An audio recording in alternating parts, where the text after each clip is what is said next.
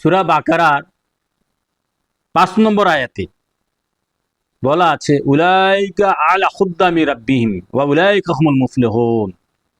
তারাই হচ্ছে তাদের প্রতিপালকের নির্দেশিত পথে রয়েছে। হ্যাঁ, উলাইকা হুমুল মুফলিহুন, তারাই বিজয়ী, সফল কাম।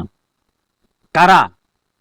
কারা? এই 5 নম্বর আয়াত বুঝতে হলে যে সূরা বাকারার 1 থেকে 4 নম্বর এই 4টি গুণ, এক সূরা বাকারার 1 আয়াত থেকে 4 আয়াতের মধ্যে যে সমস্ত বর্ণনা এসেছে, যে সমস্ত গায়বী কথা, হাকিকি এই জিনিস এসেছে, শরীয়তের জিনিস এসেছে, সেগুলোকে সত্য বলে মানতে হবে। এই যে আলিফ লাম মিম, যে আহলে মুহাম্মদ যারা, যালিকাল কিতাবু লা রাইবা ফিহি হুদাল লিল মুত্তাকিন আল্লাযিনা ইউমিনুনা বিমা নুজিলা ইলাইকা ওয়া মা নুজিলা আল্লাযিনা ইউমিনুনা বিল গায়ব ওয়া ইয়াকুমুনা সালাতা ওয়া মিম্মা রাযাকনাহুম ইউনফিকুন। তারপরে এসেছে আল্লাযিনা ইউমিনুনা বিমা নুজিলা ইলাইকা ওয়া মা নুজিলা মিন ক্বাবলিকা ওয়া বিল আখিরাতি হুম ইউকিনুন।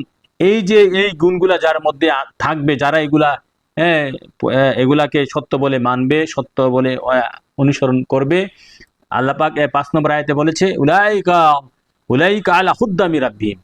হ্যাঁ, আল্লাহ রাসূলের পক্ষ থেকে তারাই হচ্ছে হেদায়েত, হেদায়েত তারাই হচ্ছে সত্য পথে নির্দেশিত রয়েছে, এবং উলাইকা হুমুল মুফলিহুন, তারাই হচ্ছে বিজয়ী সফলকাম। আল্লাহ রাসূল তা বুঝা মানার তৌফিক দান করুন, আমিন।